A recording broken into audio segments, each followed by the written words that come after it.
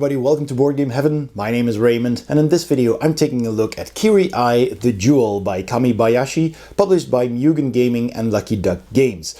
This is a game for 2 players which plays in about 5 to 10 minutes for ages 13 and up. And before I start explaining how to play the game, I'd like to ask you to please hit that subscribe button. That really helps the channel and is much appreciated as well. And you can also support me on Patreon. There's a link in the description below, and in return for supporting me there, you will get early access to all of my videos, your name in the credits, and also access to Patreon exclusive videos. All right, let's get started. So Kiri-ai the Duel comes in this blister package, and you can see this cloth wallet inside. And on the back, it'll tell you that it is stored in a cloth case based on Edo-era Japanese wallets to carry gold coins. So that's where the cards go, so you can just toss away the packaging. So let me just open this up. So there it is. This is the package you will be carrying your game in, and which is nice. Actually fits in your pocket, and you can just unwrap this little string, and then you simply open this up like that. And this is really cool. It has the text even with a little bit of illustration inside. 2 samurai face each other on the cliff's edge. Cloudy skies darken the night. The moon breaks through as they strike. This is Kiri-ai the Duel. Looks really cool. So the contents of the game is, of course, just a number of cards and the rules. So let me just put this to the side here. So here are the rules. It's just a fold out leaflet.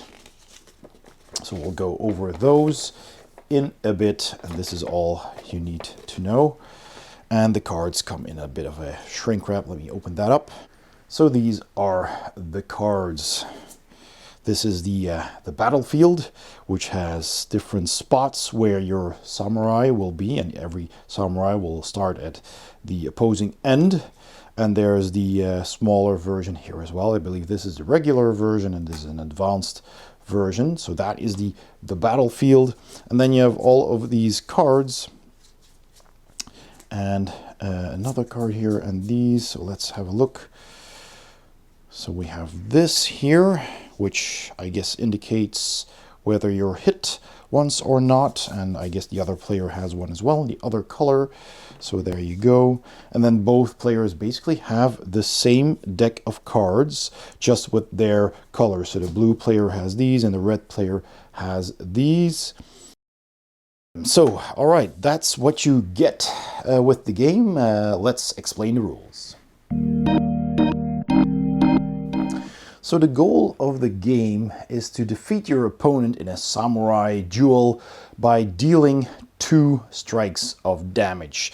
The first time you hit your opponent, the opponent will flip their card to the other side, indicating that they were hit here. You can see that there's a single slash across the samurai there. And if you manage to hit them a second time, then that person loses the game. And that is all you need to do. One player will be the blue samurai, the other player will be the red samurai, and you take the red and the corresponding blue cards in your hand. And there's also 3 special orange cards, and you simply flip those over, and every player randomly draws one of those cards and adds that card to their hand. This card is the battlefield and is placed in the middle of the table. For a regular game, you use this side. For an advanced game, you use this side. So you put that in the middle of the table, then you take your card and you put it in the heaven stance, which is this symbol over here. The other one is the earth stance. In the heaven stance, you're pointing your sword upwards, and the earth stance, you're pointing your sword downwards towards the earth. So you place your card on your starting position, which is indicated here, blue for the blue player, and here in this case the red player starts on the other side of the battlefield. So let's say I drew this card as my special card. This is the opponent's special card. The remaining card is simply not used. And at the start of every round, every player chooses 2 cards and places those face down on the battlefield. So one has to be in front and one in back. The one in the front is revealed first, and after that, the one in the back. It's simple as that. So you need to choose what you will do. So first of all, you've got 3 attack cards here and 2 movement cards, and of course your special card. The attack cards will attack the opponent with a slash of the sword, and depending on where you are, they might hit. So in this case, this card will hit if you are 2 spaces away from your opponent. This card hits when 1 space away, and this card hits when you're both on the same space. Also notice that this icon here tells you in which stance you need to be. So this is the Heaven stance icon again. So you're basically got your sword in the air and you're slashing down. That's easy to recognize with the symbols here. So it will only be successful if your samurai is in the Heaven stance when playing this card. This card is a slash from the bottom to the top, so you need to be in the Earth stance right here.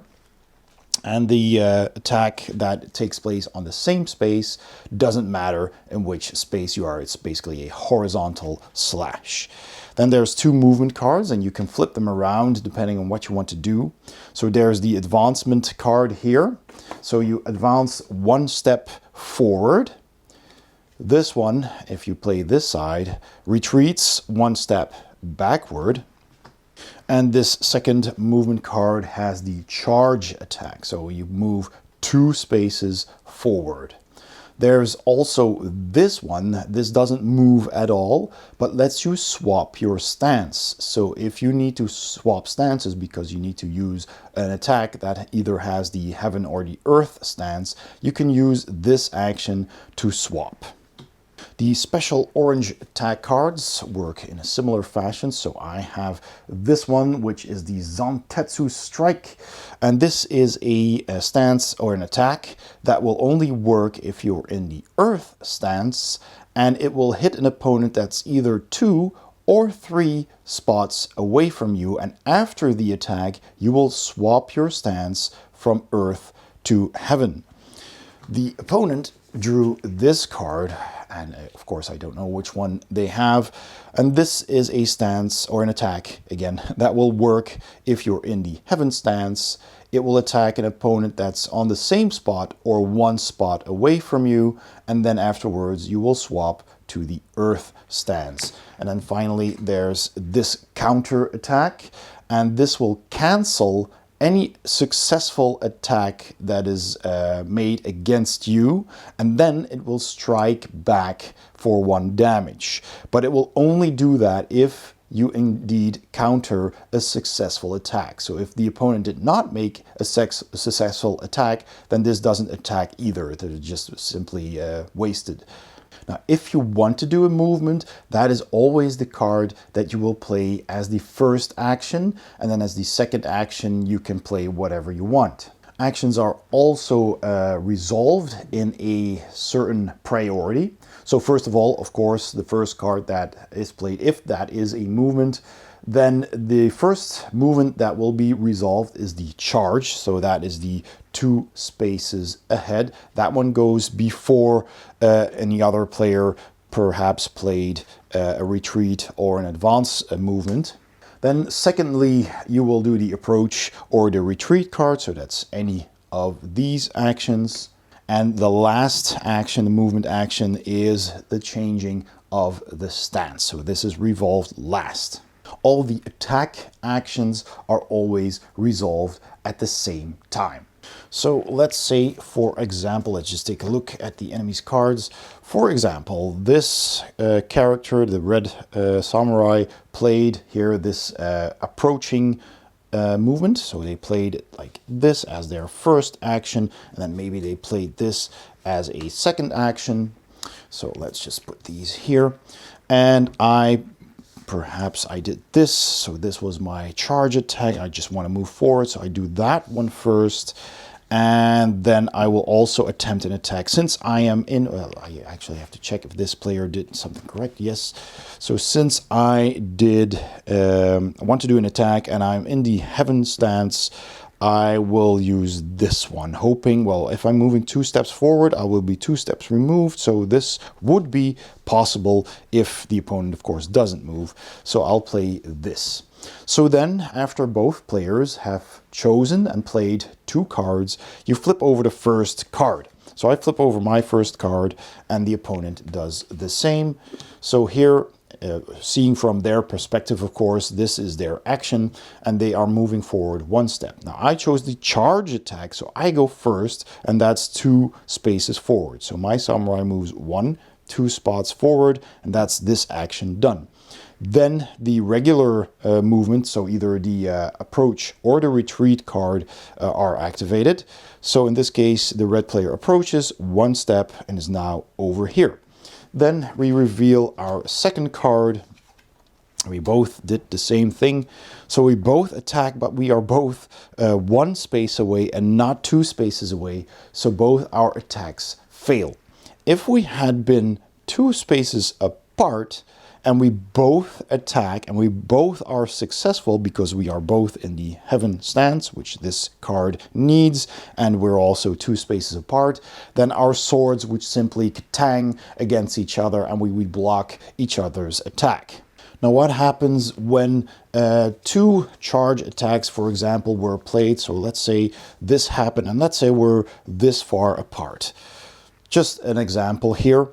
Then we would both normally move at the same time, and we would both move 2 spaces. But since there's only 3 spaces between us, we both move 1 space and then we stop.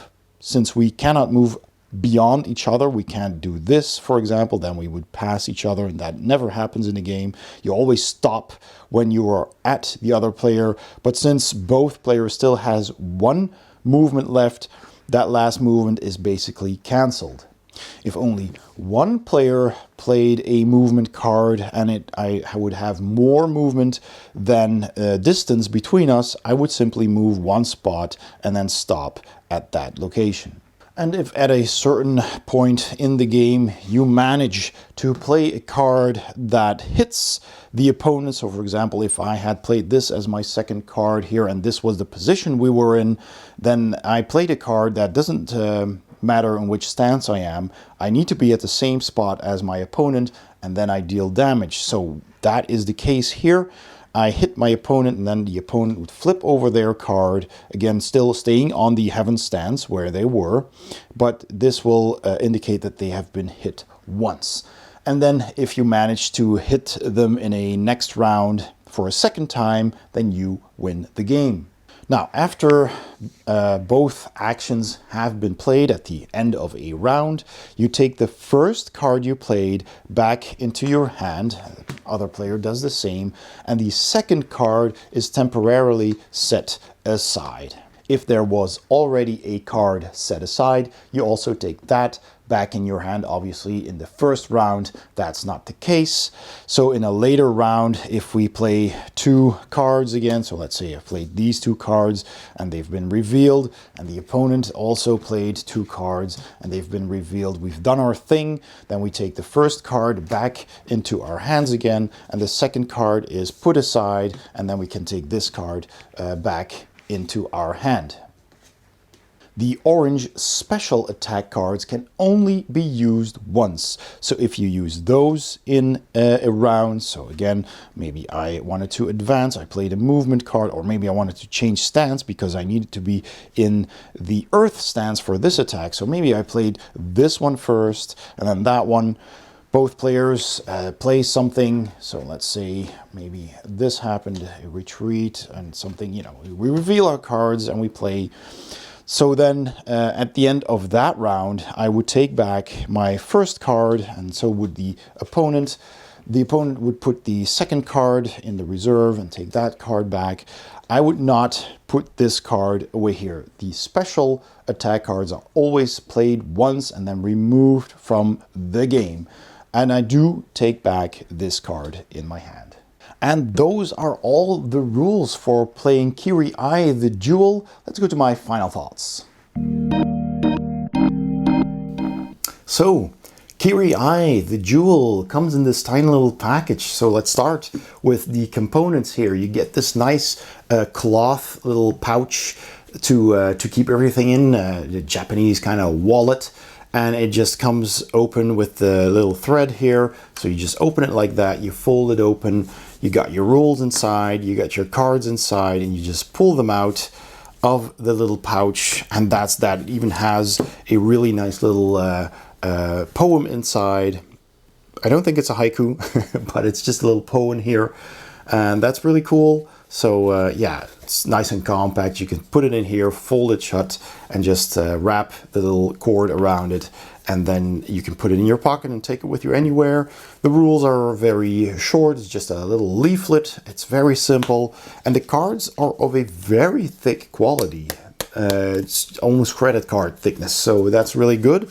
And there's only, you know, a few of them. So you get the battlefield, basically, which is double-sided. So there's two modes in which you can play this, which is good.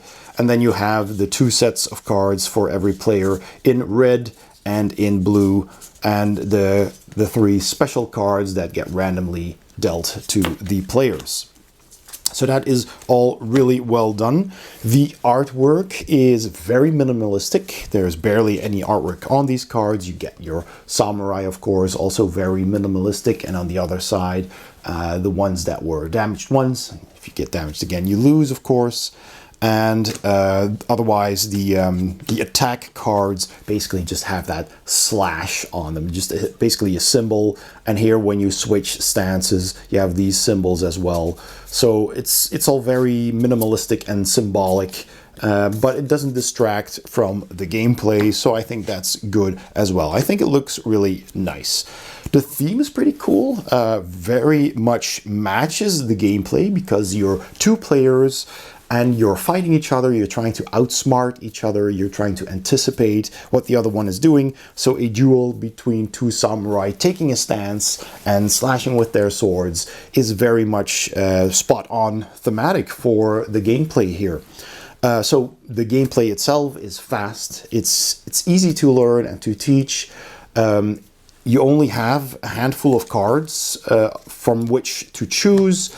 So that's all you need. You got your 5 cards plus your special. After every turn, 1 card is put into reserve, and then on the next turn you'll get that back. So you'll always have all of your cards -1. And of course the special you can only use once and then it's gone. So make sure to use that wisely. And it's really just about looking at your cards. What can I do? Do I want to move and then do an attack? Am I in the correct stance for that attack? So you can only use the attacks if you are in the correct stance. Otherwise, they will simply fail. And maybe you want to swap your stance and then do an attack or retreat. So it's basically just a few options that you have. And that makes it, on one hand, very simple. But on the other hand, you're trying to outsmart your opponent. You're trying to think about what they are likely going to do, but you can never really predict. So it is also a bit of a game of luck, trying to anticipate what your opponent's going to do and see if they actually do it, so you can strike a hit, and a little bit of programming there. So I think this is a very light and fun dueling game. Replayability is also very good because a game is usually pretty fast. Of course, if you're constantly doing the right or the wrong moves and anticipating your opponent wrongly, and you're constantly, like katanging your swords against each other, so blocking each other or missing each other, it could actually take a bit longer, but usually these games are over pretty quickly. So you can play again and again and do best out of 3 or best out of 5 even. And yeah, it's just a really quick filler game. So the replayability, I think, is pretty good. It plays as long as you enjoy playing it, of course. Then there's the language dependency. Since there's only the rules in a certain language, I have the English rules, you really just need to learn how the game plays, and then you can explain it to anyone, because the cards are fully language independent. There's no text on these aside from the Japanese symbols for the stances, but they're just 2 symbols and they're pretty clear, and the attack card will tell you which of those symbols is the stance that you're in.